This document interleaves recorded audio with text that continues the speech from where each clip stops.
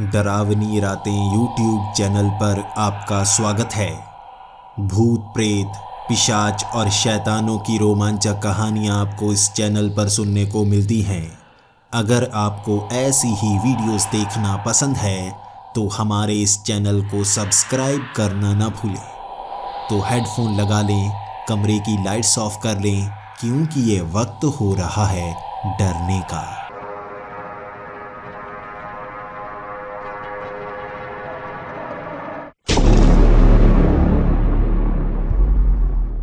Hello दोस्तों, मेरा नाम सूरज है और मैं पुर्तगाल का रहने वाला हूँ। मैं 5 साल पहले यहाँ पर आया था और अब तक कोशिश कर रहा हूँ सेटल होने की। मुझे अलग अलग शहरों में जाकर काम करना पड़ता है। पहले 3 साल तो मैं पढ़ते पढ़ते निकाल गया, लेकिन उस समय खर्च बहुत ज़्यादा हुआ करता था और कॉलेज की फ़ीस भी देनी पड़ती थी, इसीलिए बचता कुछ नहीं था और मैं अपने परिवार को भारत भी कुछ भेज नहीं पाता था।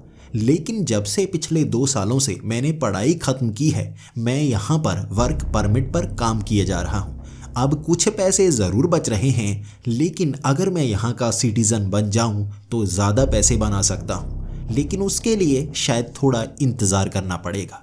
तब तक इन मुश्किलात की घड़ी में मुझे ज़िंदगी जीनी ही होगी। इसीलिए मैं शहर बदलता रहता हूँ। जहाँ पर मुझे ज़्यादा काम मिले मैं उस तरफ बढ़ चलता हूँ। अब यूरोप में भी रिसेशन का समय चल रहा है, इसलिए काम बहुत कम हो चुके हैं। मुझे इस भीड़ भाड़ वाली दुनिया में खुद को बाकियों से अलग करना पड़ता है। जब आपको काम बदलना पड़ता है तो नई जगह शिफ्ट भी होना पड़ता है। मैं अब तक अपना घर खरीद नहीं पाया हूँ, क्योंकि मैं किराए के मकानों में रहता हूँ।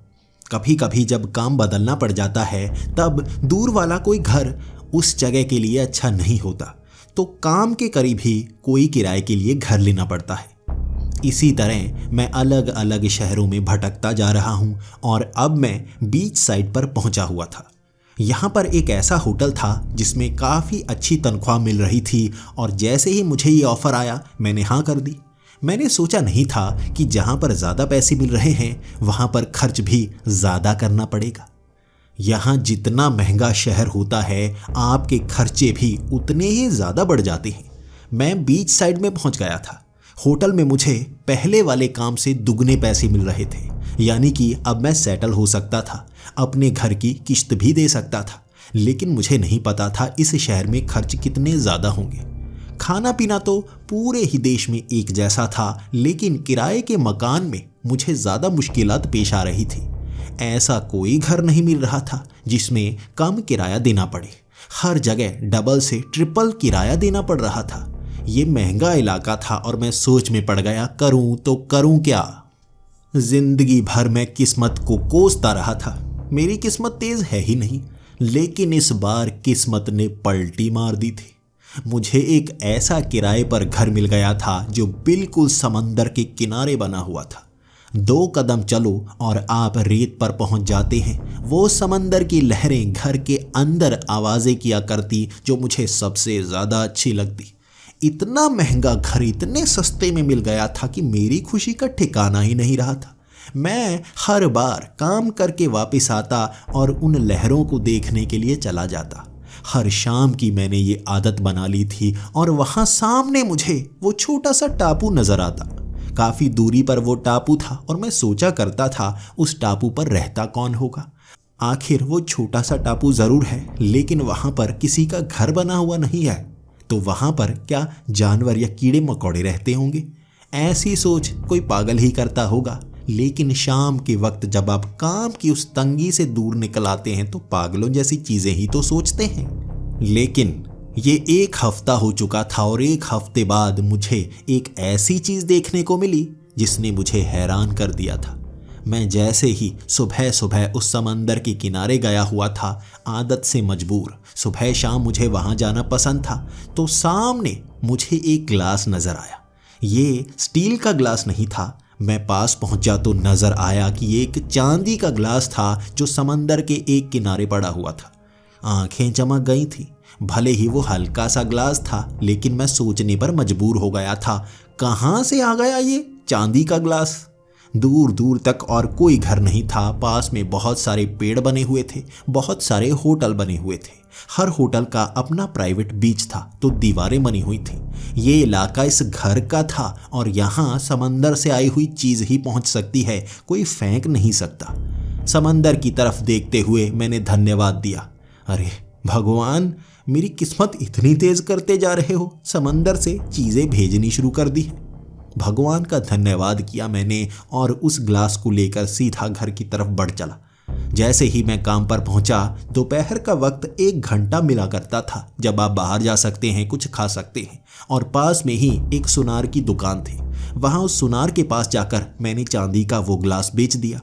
उसकी कीमत मुझे अच्छी मिली और अब जेब भर गई थी और दिल भी भर गया था। किस्मत अब दोनों तरफ से देना शुरू हो गई थी। अब समंदर से भी चीज़ मिली है, तनख्वाह भी ज़्यादा लगी है, घर भी सस्ता मिल गया। अब मैं यहाँ सेटल हो सकता हूँ। शाम के वक्त फिर से मैं घर आ गया था।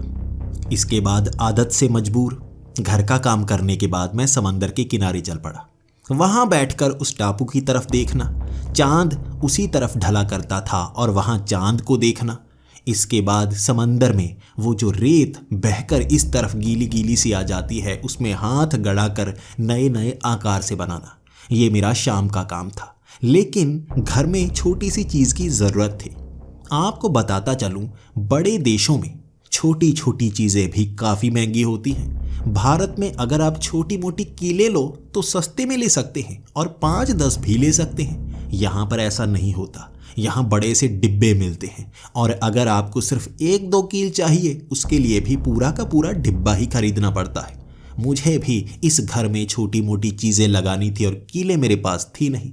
अब वो कीले खरीदने में काफ़ी पैसे लगते। मैं वो पैसे खर्च करना नहीं चाहता था, बल्कि दिमाग लगाए जा रहा था। यार 5-10 कीले मिल जाए तो मज़ा आ जाए। यहाँ ढूंढता हूँ किसी को जो जान पहचान वाला हो, मुझे 10 कीले ही दे दे। ये वहाँ समंदर में बैठा मैं कहता जा रहा था और आज पता नहीं क्यों पागलपन करने का शौक चढ़ रहा था। मैं उन बहती हुई लहरों के पास पहुंचा और समंदर की तरफ बोलते हुए कहने लगा, कोई दोस्त तो मिला दे जो 10 कीले दे दे, मुझे दीवारों पर गाड़नी है, कुछ चीज़ें टांगनी है यार, यहाँ पर एक भी कील नहीं है। पागलों जैसी हरकतें करने के बाद मुझे बहुत खुशी हुई। यकीन कीजिए, ऐसी हरकतें करने के बाद खुशी बहुत मिलती है। और उसके बाद मैं सीधा घर की तरफ निकल पड़ा। हर रोज़ की तरह घर में जाकर खाना भी तो बनाना था। अकेला होने का नुकसान, खाना आपको बनाना पड़ता है। काम से आकर थका हुआ शरीर और फिर खाना बनाना बहुत मुश्किल भरा होता है। हर रोज़ मैं ये काम किया करता था।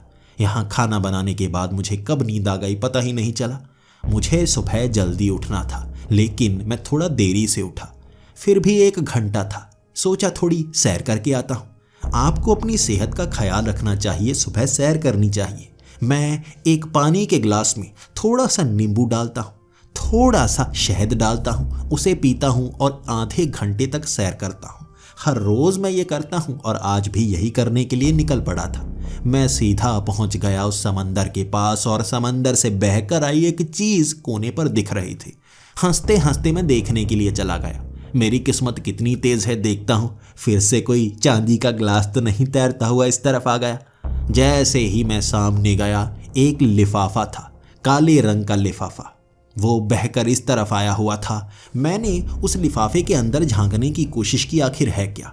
कुछ मोटा सा भी था, कुछ भारी सा भी था। मैंने उस लिफाफे को फाड़ा तो उसके अंदर थोड़ा सा थर्मोकोल था। थर्मोकोल के कारण वो लिफाफा पानी के ऊपर सतह पर आया हुआ था, लेकिन उसमें काले रंग की कीलें भी थी। गिनी थी मैंने वो कीलें, 10 कीलें थी वो। मैं हैरान होकर समंदर की तरफ देखने लगा और पागलों की तरह कहने लगा, अरे मैंने तो मजाक में कहा था, तूने सच में भेज दी। मैं हंस रहा था खुद पर और अपनी किस्मत पर। क्या सच में मेरी किस्मत इतनी तेज हो गई है कि मैं जो मांगू मुझे मिल जाएगा। अब ये कीलें तो मैं लगा दूंगा, लेकिन अगर ड्रिल मिल जाती तो ज़्यादा अच्छा होता। फिर से पागलों की तरह समंदर में कुछ कहना तो चाहता था, लेकिन घड़ी में से अलार्म बजने लगा। मैं सोचने लगा, छोड़ो यार, क्या पागलों की हरकतें कर रहा हूँ, जल्दी से तैयार होना है, आधा घंटा बचा है। भागता हुआ मैं घर के अंदर गया, कपड़े पहने और जल्दी से काम के लिए निकल पड़ा। दोपहर तक मैंने इस घटना के बारे में ज़्यादा नहीं सोचा, लेकिन जब मैं काम से वापस आया उन कीलों को मैं दीवारों पर गाड़ना चाहता था। दीवारें काफ़ी सख्त थी। यहाँ लकड़ी के घर होते हैं, लेकिन इस लकड़ी में कील गाड़ने से वो लकड़ी फट रही थी। अब फिर से हैरान मैं, यार कीले ऐसे नहीं गड़ेंगे, ये तो सारा घर खराब कर दूंगा मैं। अब करूं तो करूं क्या, मुझे यह ड्रिल चाहिए होगी। कल जाकर ड्रिल लेकर आता हूं। अब शाम का वक्त हो गया था। फिर से सैर करने के लिए मैं समंदर के पास आ गया। अब कीलों की बात याद आई मुझे। मैंने जो मांगा वो मिला। ड्रिल मांग कर देखता हूं क्या मिलेगी मुझे। समंदर की तरफ चेहरा किए ऊंची ऊंची आवाज में, मेरे दोस्त एक ड्रिल ही भेज दो, यहाँ काफी जरूरी काम करने हैं, अगर तुम्हारे पास है तो भेज दो, कल मैं यही काम करना चाहूंगा। फिर से ये पागलों जैसी हरकत की थी मैंने, और ये कहते कहते मैं रेत पर लेट गया था। कभी कभी यहाँ छोटी मोटी झपकी लेने में भी बहुत मजा आता है, और यहाँ रेत में लेटकर आकाश की तरफ देखना जो बिल्कुल साफ होता है, मजेदार अनुभव होता है वो। ये अनुभव लेकर सीधा 10 बजे घर की तरफ निकल पड़ा था। सोने का वक्त हो गया है। वैसे भी अब खाना तो बना हुआ है, उसे खाकर आराम से सो जाऊंगा। अगली सुबह सैर करने के लिए जैसे ही मैं समंदर के किनारे पहुंचा, एक बड़ा सा लिफाफा था जिसमें भारी थर्मोकॉल था। लिफाफा एक तरफ से फटा हुआ था। थर्मोकॉल को मैं पहचान गया था, लेकिन थर्मोकॉल को फाड़ने के बाद बीच में मुझे एक ड्रिल मिली जिसे देखकर होश उड़ गए। ये कैसे हो सकता है? सच में किसी ने ड्रिल भेज दी। यहाँ आसपास जो होटल वाले हैं वो मेरी बात सुनकर ये चीज़ें तो नहीं भेज देते। अरे मुझे तो कुछ समझ में नहीं आ रहा। मैं उस ड्रिल को लेकर सीधा घर के अंदर आ गया।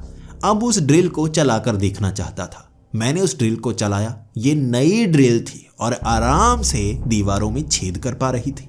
मैं मुस्कुराता भी जा रहा था और दीवारों में छेद किए जा रहा था। उसके बाद मैंने वो कीलें भी उन छेदों में लगाई और बहुत खुश। घर थोड़ा सा साफ हो गया था, लेकिन मन में आत्मविश्वास भी बढ़ गया था। क्या सच में आसपास होटल में कोई ना कोई ऐसा दोस्त है जो मेरी मदद कर रहा है? कहीं कोई लड़की मेरे इश्क में तो नहीं पड़ गई जो मदद करना चाहती हो? वैसे भी काफ़ी हैंडसम हो सकता है कोई लड़की ही पीछे पड़ गई हो। ये सोच रहा था मैं, लेकिन फिर भी मेरे मन में एक ख्याल और था। दोबारा ट्राई करके देखूंगा। अब कोई और चीज़ मांगूंगा, देखता हूँ कोई भेजता है या नहीं, या सिर्फ किस्मत से ही ये चीज़ें मुझे मिली हैं। काम पर जाने का वक्त था। शाम के वक्त जैसे ही मैं आया, अब ये बातें दिमाग में घूम रही थी। ये कोई छोटी घटना नहीं थी। समंदर से मांगी हुई चीज़ें अपने आप मिली थी। नया अनुभव था ये, और मैं शाम के वक्त समंदर की तरफ बढ़ चला। सीधा देखने लगा उस टापू की ओर। वहीं उस दिशा चीखने पर चीज़ें मिलती हैं। समंदर शायद अपने आप बहाकर कुछ चीज़ें मुझे दे देता है। मांगू तो क्या मांगू, किन चीज़ों की ज़रूरत है मुझे, ये सोचने की कोशिश करता हूँ। लालची नहीं बनूंगा। पैसे सोना चांदी ये नहीं मांगूंगा, ज़रूरत की चीज़ें मांगूंगा। कहते हैं किस्मत आपका साथ देती है, लेकिन लालच आपको डुबो कर रख देती है। मैं लालची नहीं हूँ। किस्मत से चीज़ें मिले वो तो अच्छा है, लेकिन मेहनत करके अमीर बनूंगा।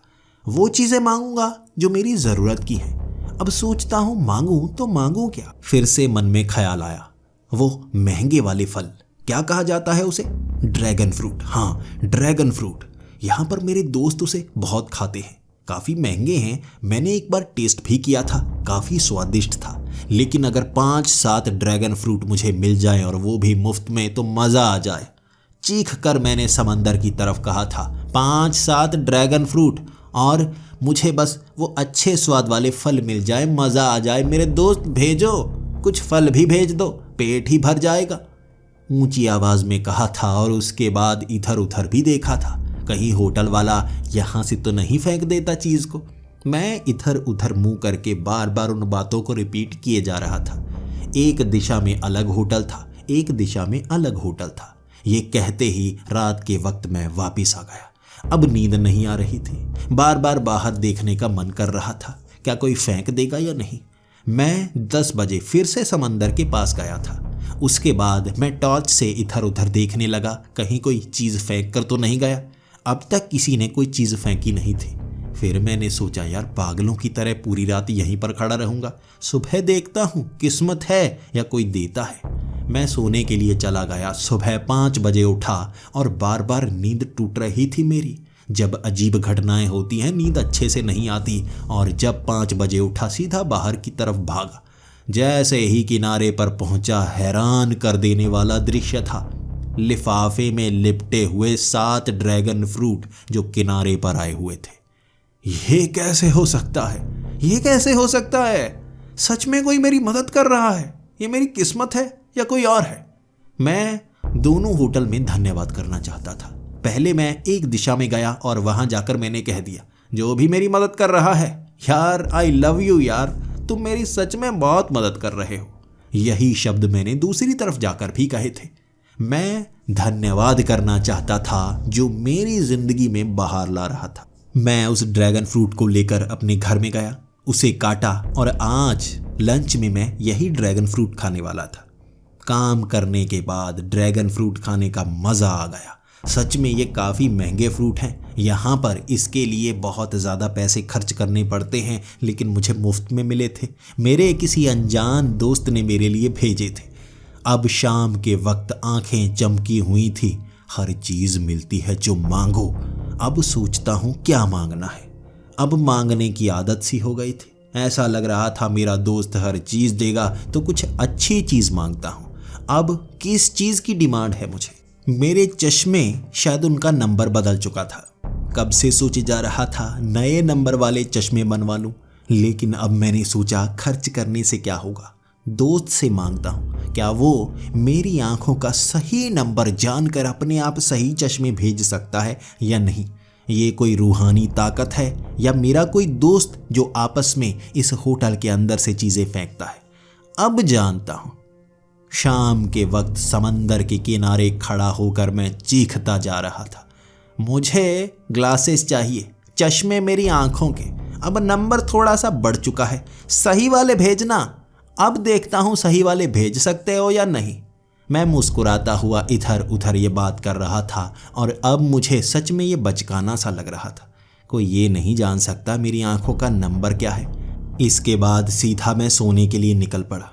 अगली सुबह उठा, टांगे मेरी कांप रही थी, क्योंकि आज सच्चाई जानने का वक्त था। क्या वो मेरे लिए ऐसे चश्मे भेजेगा? कहीं छोटे मोटे सस्ते चश्मे तो नहीं भेज देगा? देख कर आता हूँ। मैं समंदर के किनारे गया और सामने लिफाफे में एक छोटा सा बक्सा भी था। इसी के साथ आज कुछ अजीब सा भी था। वहाँ एक छोटी सी कटोरी भी उस लिफाफे से बंधी हुई थी, जिसमें एक मोमबत्ती थी जो पूरी तरह से पिघल चुकी थी। शायद किसी ने इस कटोरी में पूरी मोमबत्ती रखी थी रात के वक्त, जो धीरे धीरे पिघल कर इस तरह से छोटी हो गई। लिफाफा फाड़ा था मैंने, उसके अंदर बक्सा था चश्मे का। वो बक्सा खोला मैंने, ये आंखों के ही चश्मे थे और ये मेरा फेवरेट डिज़ाइन था। चलो, ये डिज़ाइन तो लोगों को पसंद सबसे ज़्यादा आता है, मान लिया। चश्मे मैंने आंखों पर लगाए, ये बिल्कुल सही नंबर था। छोटी छोटी चीज़ को देख पा रहा था मैं, होश उड़ चुके थे। वो कैसे जानता है मेरी आंखों में ये नंबर सेट बैठता है? ये तो कोई जान पहचान वाला लगता है, जिसे पता है मेरी आंखों में कौन से नंबर लगे हुए हैं। मैंने कई जान पहचान वालों को ये कहा था, आंखों का नंबर थोड़ा सा बढ़ चुका है, ये चश्मे में ज़्यादा नज़र नहीं आता। जहाँ जहाँ मैं काम कर चुका था, हर जगह लोगों को ये बात पता थी। यकीनन मुझे जानने वाला है, या कोई ऐसी प्रेमिका जो अनजाने में प्रेम तो करने लगी है, लेकिन सामने आने की हिम्मत नहीं है उसकी, इसीलिए ये सामान मेरी पसंद का फेंक देती है। जानती मेरे बारे में सब कुछ है। अब मन में खलबली सी भी मच चुकी थी कि कैसे। अब जानना था ये चीज़ें कहाँ से आती हैं, कौन भेजता है। उत्सुकता मन के अंदर भरने लगी थी। मेरा दोस्त मेरी मदद कर रहा है, सब जानता है, अब मुझे जानना है ये है कौन। उस चश्मे को लगाकर सीधा काम पर पहुंचा था मैं। आज सच में काफ़ी मज़ा आया था। हर चीज़ बिल्कुल साफ साफ दिख रही थी। यहाँ चश्मे महंगे बनते हैं, इसलिए काफ़ी समय से मैं बनवा नहीं रहा था और मेरे दोस्त पूछे जा रहे थे, नए चश्मे बनवा लिए कंजूस, ये पैसे कहाँ से आ गए? मैंने किसी को सच्चाई नहीं बताई और कह दिया, अब ज़रूरत थी तो बनवा लिए। शाम के वक्त उत्सुकता थी, एक सवाल का जवाब चाहिए था और मैं सोचने पर भी मजबूर था, वो मेरे बारे में कितना जानता है। अब ये जानने का वक्त आ चुका है। शाम को सीधा समंदर के किनारे पहुंच गया था और एक ऐसी चीज़ मांगने वाला था जिसके बारे में सबको पता ना हो। बहुत ज़्यादा खास दोस्त या परिवार वाले ही उस घटना के बारे में जानते थे। अब वो चीज़ मांगूंगा मैंने भी समंदर की तरफ चेहरा करके कहा, वो शराब जो कभी कभी मैं पीता हूँ। मैं हर किसी को कहता हूँ कि मैं शराब पीता ही नहीं, लेकिन एक शराब की बोतल थी जो मैं छिपकर लेकर आया करता था और घर में छिपकर ही पिया करता था। बोतल को भी छिपाकर ही फेंका करता था। ज़्यादा जान पहचान वाले भी उस घटना के बारे में नहीं जानते। ये एक ऐसी बात थी जो सिर्फ मुझ तक सीमित थी, या बहुत कम लोग होंगे। वो दुकानदार जिसके सामने मैं मुंह ढक कर रखता हूँ और बोतल लेकर जाता हूँ, इतने कम लोगों को इसके बारे में पता है। वरना मेरे दोस्त तो जानते हैं मैं शराब पीता ही नहीं। मैं अब वो चीज़ मांग चुका था। मैंने कहा, मुझे वो मेरे पसंद की शराब की बोतल चाहिए। अब तुम खुद ढूंढो मुझे कौन सी शराब पसंद है। महंगे वाली भी नहीं है, सस्ते वाली भी नहीं है। खुद जानो और भेजो। मैं भी तो जानूं तुम मेरे कितने बड़े दोस्त हो। ऊंची आवाज़ में कहा था मैंने। ये थोड़ा घबराया भी था, आसपास किसी को पता न चल जाए मैं शराब पीता हूँ। लेकिन आंखें मूंद कर मैं वापस आ गया। अगली सुबह का इंतज़ार था और यकीन कीजिए, जब सवाल का जवाब मिलना हो तो नींद भी उड़ जाती है। मेरी नींद भी उड़ गई थी। 1-2 बजे रात को शायद अचानक मेरी आंख लगी थी, जो 5 बजे खुल गई। आंख खुलते ही जब दिमाग में उस घटना की जानकारी आई, मेरे कदम चलने लगे। मैं भागने लगा समंदर के किनारे की ओर। क्या सच में आज दूध का दूध और पानी का पानी होने वाला है? जानूं तो जो ये गिफ्ट भेज रहा है वो मुझे कितना पहचानता है, क्या मेरा पीछा करता है? भाग कर कोने में पहुंचा था। एक बड़ा सा लिफाफा था। लिफाफे को फाड़ा, वहाँ बड़ी सी थर्मोकॉल थी। अब वो बड़ी चालाकी से थर्मोकॉल में चीज़ें भेजा करता था ताकि डूब ना जाए। अब पानी में कई भारी चीज़ें डूब जाती हैं, लेकिन थर्मोकॉल उसे तैरता रखता है और कोने तक ले आता है। लेकिन साथ में एक कटोरी में वैसी ही मोमबत्ती। उस मोमबत्ती को पिघले हुए देखा मैंने। इसके बाद मैं उस थर्मोकॉल को फाड़कर बीच में उस बोतल को देखकर हैरान था। वही ब्रांड जो मैं छिप कर लाता हूँ। मैं उसे घर में भी छिपाकर ऐसी जगह रखता हूँ कोई देख ही नहीं सकता। इसके बारे में खास लोग भी नहीं जानते। उन्हें लगता है मैं शराब नहीं पीता, उनके सामने मना करता हूँ। सही वाली शराब, ये ब्रांडेड शराब किसने भेज दी? आंखें चमक गई थी, लेकिन दिमाग में दर्द होने लगा था। यार ये कौन है? अब ये लड़की है, मर्द है कौन जो इतनी बड़ी सच्चाई भी जानता है? इसके बारे में पता तो लगाना पड़ेगा। क्या मेरी कोई प्रेमिका है या कोई पुराना दोस्त जिसे ऐसी सच्चाई पता हो? मैं अब उसके बारे में जानना चाहता था और तरीका यही था। समंदर से ये चीज़ें आ नहीं सकती। ज़रूर मुझे पागल बनाने के लिए आसपास होटल में कोई ना कोई तो होगा जो दीवार के पास खड़ा रहता है, मेरी बातें सुनता है और मेरी मदद करता है। अब देखता हूँ वहाँ जान पहचान वाला कौन काम कर रहा है। शायद वो इसीलिए चीज़ें भेज रहा है ताकि मैं उसकी पहचान कर पाऊँ। सबसे पहले मैं दाईं तरफ वाले उस होटल में गया। वहाँ होटल में जाकर मैं कहने लगा, यहाँ मेरा एक दोस्त काम करता है, मैं उससे मिलना चाहता हूँ। उन्होंने पूछा, कौन सा दोस्त? तो मैंने कहा वो मेरे देश से आया हुआ है, लेकिन मुझे उसका नाम अच्छे से याद नहीं है। वहाँ जाकर मैं एक एक करके लोगों से पूछता रहा और दीवार के पास वाला कमरा किसे दिया गया है ये भी मैं जान गया। वहाँ गेस्ट 3 दिनों से कोई नहीं था। उसके पहले भी बहुत ज़्यादा गेस्ट बदले हुए थे, तो ये कोई गेस्ट तो हो नहीं सकता, यहाँ काम करने वाला ही होगा। वहाँ काम करने वालों में से एक को भी मैं पहचानता नहीं था। हर किसी के पास जाकर मैंने धन्यवाद ज़रूर किया ताकि उन्हें मैं धन्यवाद कर पाऊँ जिन्होंने मेरी मदद की है। किसने की ये तो मैं जानता नहीं था। उसके बाद हर किसी की पहचान करके मैं वापस आ गया। सच में कोई नहीं जानता था उस होटल में से। अब मैं बाएं तरफ वाले होटल में गया।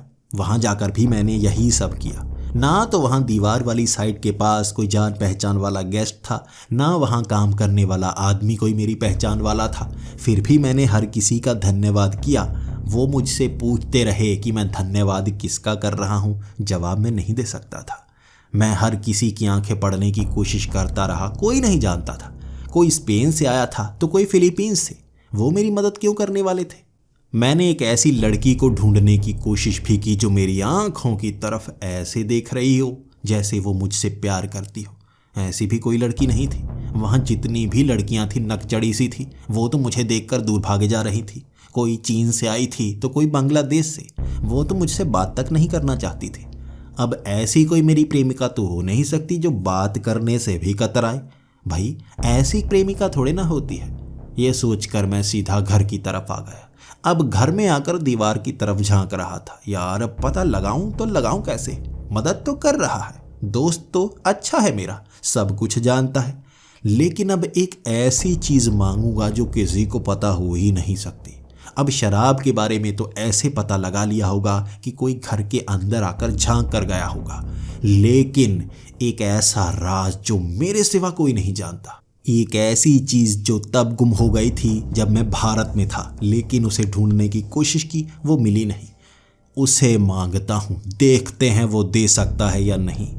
कोई भी शराब ला सकता है, चीज ला सकता है, लेकिन वो दुनिया में एक लौती है, तो वो देखता हूं मुझे भेज कर देता है या नहीं। शाम के वक्त समंदर के किनारे खड़ा होकर मैंने बड़ी चालाकी से उस चीज को मांगा था। मेरी सबसे प्यारी चीज जो गुम हो चुकी है, जिसे याद करके अब भी आंखों में आंसू आ जाते हैं। मैं मांगता हूँ वो चीज़, अगर तुम दे सको धन्यवाद करूँगा तुम्हारा। वो चीज़ दे दो बस मुझे उससे ज़्यादा किसी चीज़ की उम्मीद नहीं होगी। ये मांग कर मैं घर में आ गया। मैं अब भी मान नहीं रहा था कि उसे इस चीज़ के बारे में पता होगा। भगवान और मैं दोनों के सिवा उस चीज़ के बारे में कोई नहीं जानता हो सकता। मैं सोना चाहता था लेकिन नींद नहीं आई पूरी रात। ये सफ़र बहुत लंबा था, इंतज़ार बहुत लंबा था। 5 बजे मैं उठकर समंदर की तरफ जा रहा था।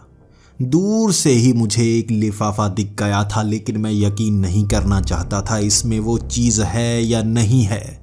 मैं जैसे जैसे चलकर उस तरफ जाता गया, मेरी आंखें नम होती गईं।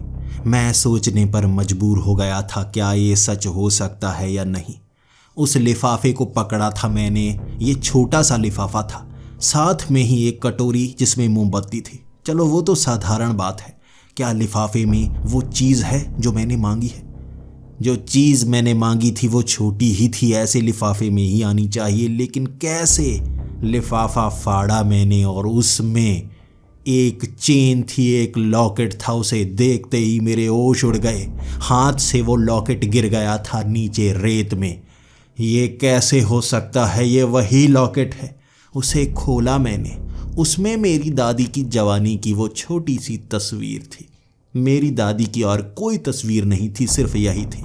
इस लॉकेट को हमेशा मैं गले में पहने रहता था, लेकिन एक दिन जब मैं बस में था और मुंबई सफ़र कर रहा था, तब शायद किसी ने उस चेन को खींच लिया, मुझे पता तक नहीं चला। वहाँ बस में हर किसी से मैं पाँव पकड़कर ये कह रहा था, मेरा लॉकेट दे दो, सारे पैसे ले लो, ये वॉलेट के सारे पैसे ले लो, लेकिन मुझे वो लॉकेट दे दो। किसी ने नहीं दिया था। वो चोर शायद भाग चुका था। नम आंखें लिए मैं वापस तो आ गया था, लेकिन सालों साल उसके बारे में सोचता रहा था। दादी का चेहरा आंखों से निकल नहीं रहा था, लेकिन इकलौती तस्वीर, उसे क्यों चोरी किया? लेकिन इस लॉकेट को खोला और इसमें दादी की तस्वीर, मेरे खुशी का ठिकाना नहीं था।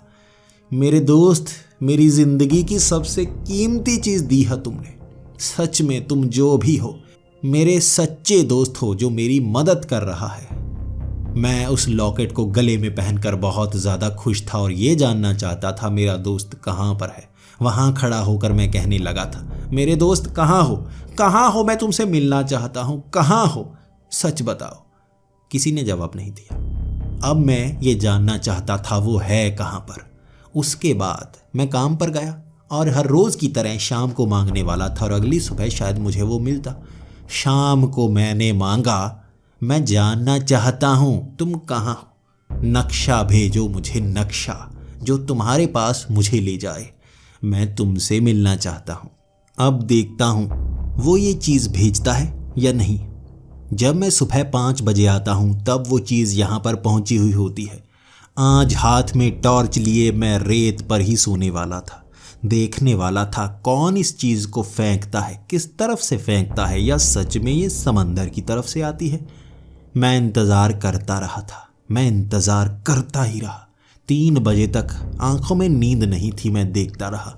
3 बजे मुझे लग रहा था किसी दीवार से कोई इस चीज को फेंकेगा, लेकिन जलती हुई रोशनी दूर से नजर आ रही थी मुझे। कोई चीज समंदर में थी जो तैरती हुई इस तरफ आ रही थी, और वहां दूर से वो रोशनी मुझे ये बयां कर रही थी, कटोरी में रखी वो मोमबत्ती है, सामने वाला वो छोटा सा टापू जिसमें कोई जाना पसंद नहीं करता, क्योंकि ऐसे छोटे टापू में तो घर भी नहीं बनाया जा सकता। उस ऊंचे पहाड़ नुमा टापू से ही वो चीज इधर की ओर आ रही थी। धीरे धीरे बहती हुई वो चीज मेरी आंखों के सामने आ गई, और मैं जानता था कौन उसे भेज चुका है, किस तरफ से। उस नक्शे में मुझे देखना था जो तैर कर मेरे पास आया था। लिफाफा फाड़ा मैंने, उस नक्शे को निकाला, और नक्शे पर बना हुआ निशान उस टापू का था। वहां से भेज रहा है, लेकिन मेरी आवाज इतनी दूर पहुंच रही है, उसे साफ साफ सुन रही है। कैसे? मुझे वहां पर जाना होगा, वहां जाकर जानना होगा। लेकिन वहां कैसे जाऊं? कोई छोटी सी कश्ती लेकर भी नहीं जा सकता, मुझे समंदर से डर लगता है। बड़ी सी बोट चाहिए होगी, लेकिन बोट काफी महंगी होती है। अब क्या करूं मैं? अब क्या करूं? उससे मिलना तो चाहता हूं उस टापू पर, लेकिन वहां जाने की हिम्मत नहीं है मेरी। पूरा दिन काम पर मेरा मन नहीं लग रहा था। मुझे अपने दोस्त से मिलना था जिसने मेरी इतनी मदद की है, लेकिन उसके पास कैसे जाऊं? छोटी कश्ती खरीदने के पैसे थे, लेकिन चप्पू चलाते चलाते कहीं लहरें तेज आ गई और चप्पू से वो सही तरह से कश्ती ना चला हुई, फिर मैं पलट सकता हूँ। तैरना तो मुझे वैसे भी नहीं आता, इसीलिए समंदर में जाने से डरता हूँ। अब क्या करूँ? शाम के वक्त नम आंखें लिए समंदर के किनारे बैठकर उस तरफ आवाजें लगा रहा था। माफ करना मेरे दोस्त, मैं वहां नहीं आ सकता, मेरे पास पैसे ही नहीं है। अगर मेरे पास अच्छी बोट खरीदने के पैसे होते तो उस बोट को चलाकर मैं तुम्हारे पास जरूर आता। क्या करूं मेरे दोस्त? अगर तुम यहां पर आ सकते हो तो आ जाओ, मैं तुमसे मांगता हूं, तुम यहां पर आ जाओ और मुझसे मिलो। मैं वहां नहीं आ पाऊंगा, मैं तुमसे मिलना चाहता हूं। तुम दोस्त हो, प्रेमिका हो, जो भी हो, सच में दिल से अपनाऊंगा तुम्हें। तुम्हारी ही तो दोस्ती चाहिए थी मुझे। ये मांगा था मैंने रात को, और पूरी रात इंतजार की थी घर के अंदर। अब क्या मिलेगा मुझे? क्या मेरा दोस्त सुबह 5 बजे आएगा मुझसे मिलने के लिए? 5 बजते ही भागता हुआ समंदर की ओर गया था, देख रहा था कौन सामने होगा। मुझे सामने से सरप्राइज देने के लिए मेरा दोस्त आया या नहीं? नहीं आया था। वो लिफाफा पड़ा था वहां पर एक, शायद उसमें अलविदा ना कहा हो, इस डर से उस लिफाफे को खोलने की हिम्मत ना थी मुझ में। अंत में लिफाफा खोला, उसमें $25,000 थे।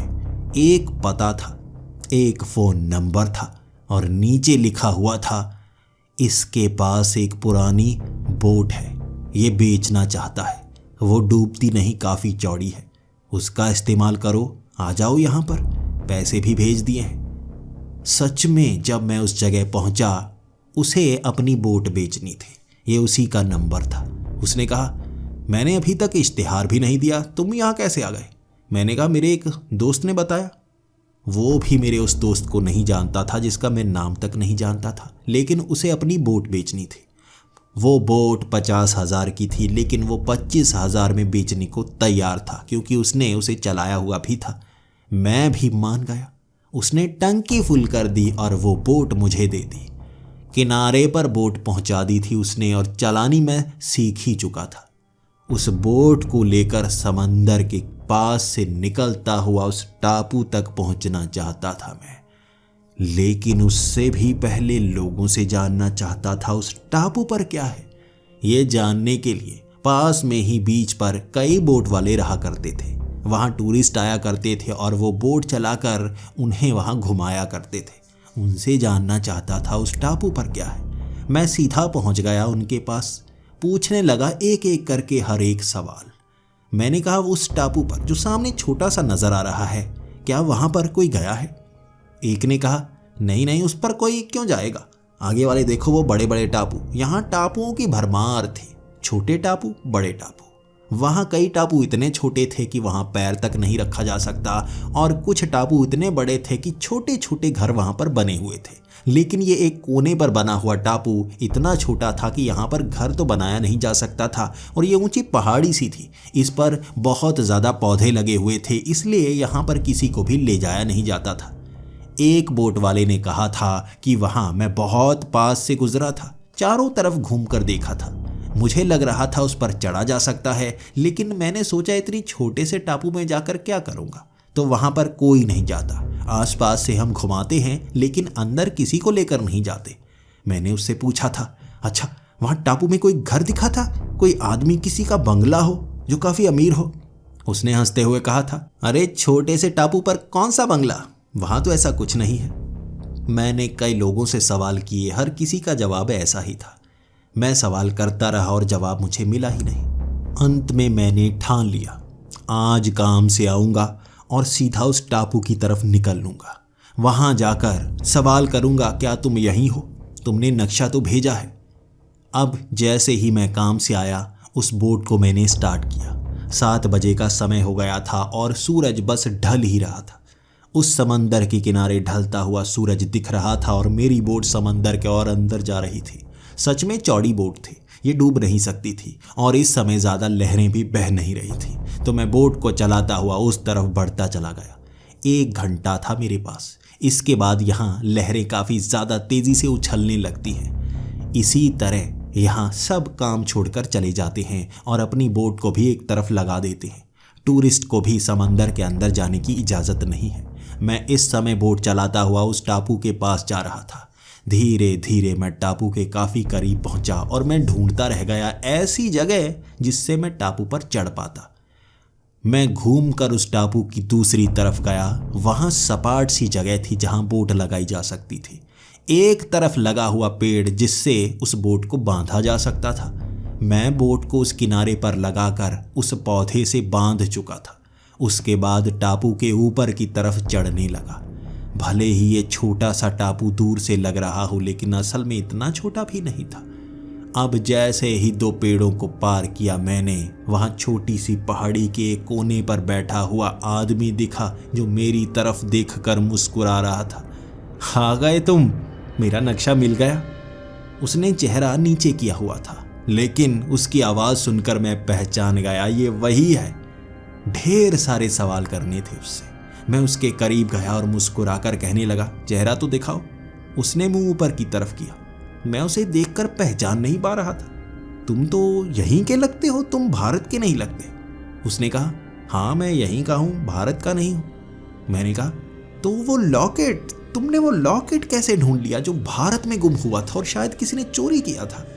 मुस्कुराते हुए उसने कहा, यह भी एक राज है जो राज ही रहना चाहिए।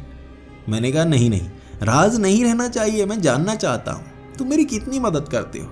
वहाँ दूर से मैं जो भी मांगता हूँ तुम भेज देते हो। उसने कहा, हाँ तुम जो मांगते रहो मैं भेजता रहूँगा, तुम्हारा दोस्त जो हूँ। मैंने कहा, दोस्त तो हो, लेकिन तुम किसी और के दोस्त भी बन सकते हो, तुमने मेरा चुनाव क्यों किया? उसने कहा, तुम दिल के अच्छे हो। मैं जानता था जब तुम मांग रहे थे मैं तुम्हें दूंगा, तुम मेरे दोस्त बन जाओगे। वैसे भी मैंने कई लोगों को बहुत कुछ दिया, लेकिन वो सब जैसे वहाँ से दूर जाने लगे। जब लोगों को पैसा मिलता है वो लालची बनते हैं और वो मुझसे पैसे मांगते, मैं उनसे खुद दूर हो जाता। तुम ऐसी चीज़ें मांगते जो एक दोस्त सच में दे सकता था। मैं देता गया, तुम मांगते गए, मैं देता गया। उससे मैं ढेर सारी बातें करता गया, लेकिन मैं बार बार ये सवाल करता, तुम्हें वो लॉकेट कैसे मिल गया? ये सबसे बड़ा सवाल है। और शराब की जानकारी, यार तुम्हें कैसे पता मुझे वो शराब पीना पसंद है? मैं छिप छिप कर तो लेकर आता था। उसकी मुस्कान मुझे डराए जा रही थी, जैसे वो सब कुछ जानता, लेकिन उसका प्यार भी बहुत अच्छा था। वो मुस्काते हुए चेहरे से कह देता, तुम मेरे दोस्त हो, जो मांगो तुम्हें मैं दूंगा। मैं अब उससे दोस्ती कर बैठा था और मैंने कहा, यहाँ टापू पर रहते हो, ऊपर कोई घरवर है? उसने ऊपर की तरफ इशारा किया। ऊपर जो चोटी बनी हुई थी, असल में वो मिट्टी की चोटी नहीं थी, लकड़ी से बना हुआ पूरा का पूरा घर था, काफ़ी बड़ा घर। वो मुझे उस घर के अंदर लेकर गया। वहाँ बेड लगा हुआ था, टीवी लगा हुआ था, हर चीज़ थी। मैंने उससे ये भी कहा, तुम काफ़ी अमीर लगते हो, लेकिन फिर भी बताओ ये चीज़ें मंगवाते तो होगे, यहाँ आसपास बोट नज़र नहीं आई। उसने कहा, हाँ मेरी बोट चोरी हो चुकी है, मेरी बोट किसी ने चुरा ली, लेकिन मुझे बोट पर बैठना बहुत पसंद है और मैंने जो पैसे भेजे, क्या तुम उस बोट को लेकर आए हो? मैंने कहा, हाँ आया हूँ, बाहर खड़ी है। वो भागकर उस तरफ गया और बोट को देखने लगा। तभी उसने मेरी तरफ चेहरा किया और मुझसे बात करनी शुरू कर दी। उसने मुझसे कहा, क्या मैं इस बोट में बैठ सकता हूँ? क्या ये बोट मेरी है? मैं उसकी तरफ देखता रहा और कहने लगा, हाँ एक तरह से तुम्हारी बोट ही है। फिर उसने मुझसे इजाज़त मांगी, तुम इजाज़त दो कि मैं इस बोट को चला सकता हूँ और घूम कर आ सकता हूँ। मैंने कहा, घूमना चाहते हो मैं तुम्हारे साथ चलता हूँ? उसने कहा, नहीं, मुझे इस बोट को चलाना है और घूम कर आना है, इजाज़त दो। मैं अब क्या इजाज़त देता, ये पैसे उसी के थे। मैंने हामी भर दी, हाँ तुम इस बोट को ले जा सकते हो। मैंने जैसे ही ये कहा वो भागता हुआ गया, हंसता हुआ सीधा उस बोट पर बैठ गया। चाबी अभी बोट में लगी हुई थी। जल्दी से उसने वो रस्सी उतारी और उसके बाद बोट पानी की तरफ लहराने लगी। वो बस 10 फुट आगे गया होगा और वहाँ जाकर आसमान की तरफ देखकर हंसने लगा और हंसता जा रहा था। उसने हाथ फैलाए और कहा, आज़ादी, आज़ादी। वहाँ खड़ा ये वो बोलता जा रहा था और मैं समंदर के किनारे खड़ा ये कहे जा रहा था, क्या हुआ तुम्हें, घूमकर नहीं आना चाहते? वहाँ बहुत देर तक वो खुश रहा और उसके बाद मायूस चेहरा करके मेरी तरफ देखने लगा। मेरे दोस्त माफ़ कर दो, मेरे दोस्त माफ़ कर दो, मेरे पास और कोई रास्ता नहीं था। मैं तुम्हें फंसाना नहीं चाहता था, लेकिन मैं और कुछ नहीं कर सकता था। मैं उसकी तरफ देख रहा था। क्या मतलब तुम्हारा? तुम फंसाना नहीं चाहते थे? कहीं तुम मुझे यहाँ फंसाकर भाग तो नहीं जाओगे? उसने कहा, ऐसा नहीं होगा, तुम कैद हो, तुम्हें मैं छुड़ा नहीं सकता, मैं यहाँ से ले जा नहीं सकता। इस बोट पर एक ही इंसान बैठ सकता है, क्योंकि तुम अब कैद हो चुके हो, तुम इस बोट का सहारा नहीं ले सकते। मुझसे इजाज़त मांग कर ही तुम इस बोट पर बैठ सकते हो। मैं उसकी तरफ देखता रहा और जैसे ही मैंने पानी में पैर रखा, मेरा पैर धक्के से पीछे आ गया। मैं पानी में पैर नहीं रख सकता था, जैसे वो पानी धकेल कर मुझे उस टापू में गिरा देता। छलांग मारकर भी उस 10 फुट की दूरी को पार करना चाहता था, लेकिन नहीं, पानी धकेल कर मुझे उस टापू पर पहुंचा देता। सामने से मायूस चेहरे से उसने कहा, भूतिया टापू, ये भूतिया टापू है जो लोगों को कैद कर लेता है, और तुम्हें फंसा कर तो मैं आज़ाद हुआ हूँ। अब तुम्हें किसी और को कैद करवाना होगा, तब तुम आज़ाद होगे। मैं उसकी तरफ देख रहा था, सच में मैं निकल नहीं सकता था। उसने कहा, ये रेत जो मांगो वो देगी, लेकिन ऐसी कोई चीज़ नहीं देगी जिससे तुम छुटकारा पा पाओ। तुम्हें कोई ऐसी चीज़ नहीं मिलेगी जिससे तुम इस टापू को छोड़ पाओ। तुम कैदी हो, लेकिन तुम दूर दूर तक की बातें सुन पाओगे, दूर दूर के लोगों को देख पाओगे। तुम्हें भी मेरी तरह ही किसी को फंसाना होगा, यहाँ बुलाना होगा, इतनी मदद करनी होगी कि वो यहाँ पर आए और उससे इजाज़त मांगना। वो जिस चीज़ से आया होगा उसमें बैठकर निकल लेना। उसके बाद वो कैदी होगा, तुम आज़ाद होगे। इस रेत से जो मांगना वो तुम्हें देता जाएगा, लेकिन बाहर जाने का मौका नहीं। इसके बाद उसने बोट थोड़ी सी आगे की, पानी में हाथ डाला और एक रस्सी को खींचने लगा। रस्सी को खींचते खींचते उसने बड़ा सा बक्सा उस पानी से निकाला जिसमें नोट भरे हुए थे। मुस्कुराता हुआ मेरी तरफ देखकर बोलने लगा, लालची मत बनना, काम की चीज़ मांगना। मैंने इससे एक एक नोट मांगा था, एक एक नोट ज़मीन से निकालता गया। फिर मैंने बक्सा मांगा और इस बक्से में नोट भरता गया। जब मुझे पता चल गया तुम आने वाले हो, मैंने पानी में वो बक्सा डाला। अब इस बक्से को निकाल कर अपनी ज़िंदगी अमीरों की तरह जीऊँगा। तुम भी कैदी हो, दिमाग लगाना कैसे तुम धन इकट्ठा करो और कैसे किसी को फंसाओगे। फिर तुम आज़ाद होगे और तुम बाहर निकलकर उन पैसों का इस्तेमाल करना। ढूंढो किसी को जिसे तुम फंसा सको। ये कहते ही उसने बोट स्टार्ट की और वो निकल गया। मैं चीखता रह गया, मैं कहता रह गया, मुझे आज़ाद करो, लेकिन नहीं, वो जा चुका था। उसके बाद से मैं कैद हो गया उस रेत के टापू में।